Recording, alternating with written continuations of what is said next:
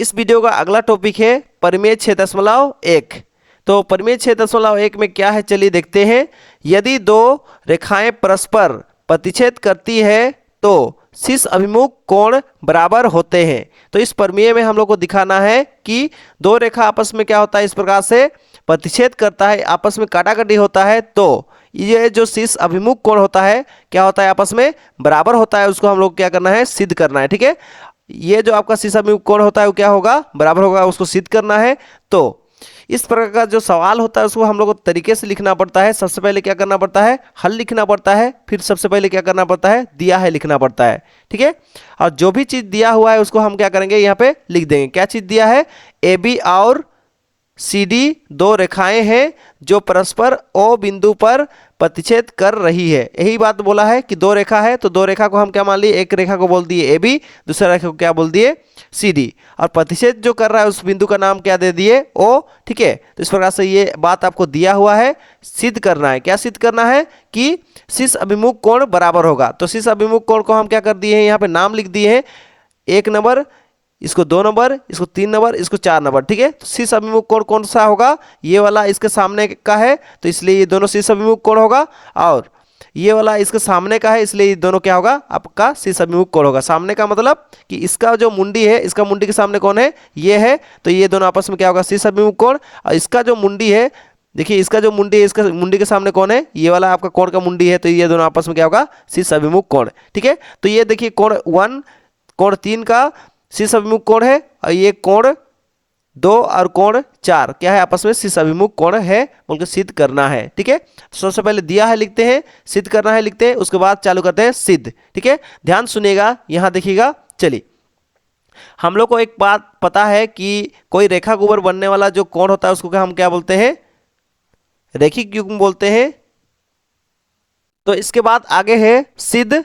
तो सिद्ध में देखिएगा, हम लोग को एक बात पता होना चाहिए कि एक रेखा के ऊपर बनने वाला जो कोण होता है वो कितना होता है, 180 डिग्री। तो यहाँ देखिएगा, हम अभी क्या करेंगे, अभी हम लोग जो है ना ये रेखा को लेते हैं। ठीक है, इस रेखा को लेते हैं, क्योंकि दिया हुआ है एक रेखा है, तो इस रेखा को लेंगे। इस रेखा का नाम क्या है, सी डी। तो सी डी के ऊपर देखिए कौन सा दो कोण बन रहा है, देखिए इस रेखा के ऊपर कौन सा कोण बन रहा है, देखिए कोण 1 और कोण 4 बन रहा है। ठीक है, यानी कोण 1 और कोण 2 बन रहा है। तो ये दोनों आप क्या हो रहा है, एक रेखा के ऊपर बन रहा है, तो दोनों को जोड़ने से कितना होगा, कोण 1 और कोण 4 को जोड़ने से बराबर में कितना होगा, 180 डिग्री। ठीक है, क्योंकि एक रेखा के ऊपर बनने वाला जितना भी कोण होता है उसको हम क्या करते हैं, जोड़ते हैं, तो क्या होता है, बराबर में 180। ठीक है, और कारण क्या लिखना पड़ता है ऐसे होने के बाद, रैखिक युग्म से। ठीक है, तो देखिए ये दोनों आपको क्या था, एक रेखा के ऊपर बना हुआ था, इसलिए दोनों को जोड़ दिए तो कितना हो गया,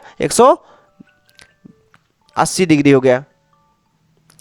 आगे है, यहां पे देखिएगा कोण 3 और कोण 4। देखिए ये आपका इस रेखा को हम लिए थे, अभी हम क्या करेंगे, एक बार इस रेखा को लेंगे। ठीक है, इस रेखा को लेंगे, इस रेखा को लेके क्या करेंगे, देखिए इस रेखा के ऊपर बन रहा है दो कोण। देखिए कौन सा कोण, कोण 4 और कोण 3। देखिए इस रेखा के ऊपर बन रहा है दोनों। ठीक है, तो ये दोनों अगर इस रेखा के ऊपर बन रहा है तो क्या होगा, दोनों को जोड़ने से, तो कोण 3 और कोण 4 को जोड़ने से क्या होगा, बराबर में 180। ठीक है, देखिए कोण 4 और कोण 3 को जोड़ के क्या कर दिए, बराबर में 180 दिखा दिए। क्यों, क्योंकि कोण 4 और कोण 3 क्या हो रहा है, एक रेखा के ऊपर बन रहा है, और एक रेखा के ऊपर बनने वाला कोण को जोड़ने से कितना होता है, बराबर में 180। इसलिए देखिए दोनों को जोड़ के क्या दिखा दिए, 180 दिखा दिए। और क्या कारण बताना होता है, कारण बताना होता है रैखिक युग्म से। ठीक है, एक रेखा ऊपर बनने वाला कोण को जोड़ने के बाद क्या कारण बताना पड़ता है, बोलना पड़ता है रैखिक युग्म से। ठीक है, तो ध्यान दीजिएगा यहाँ पे थोड़ा सा, देखिए बराबर के इस पार देखिए इस वाला में, और बराबर के इस पार देखिए इस वाला में, दोनों तरफ क्या है आपका 180 180, दोनों का इस साइड में क्या है, 180 है। ठीक है, यानी कि दोनों का इस साइड में क्या है, सेम सेम है। ठीक है, बराबर के इस पार में दोनों का क्या है, सेम सेम है। तो याद रखिएगा, किसी का एक तरफ बराबर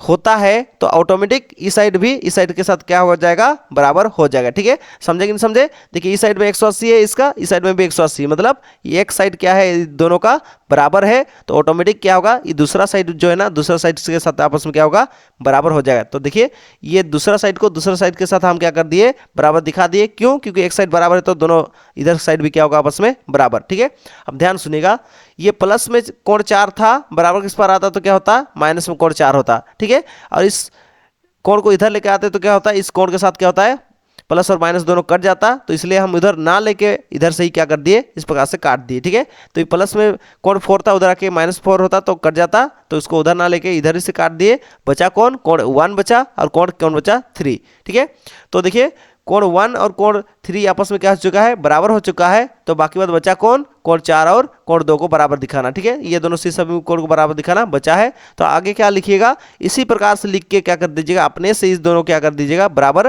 दिखा दीजिएगा। ठीक है, ठीक है, तो आगे क्या होगा, अतः शीर्ष अभिमुख कोण बराबर होते हैं बोल के लिख देना है। बात यहीं भी खत्म हो जाता है। ठीक है।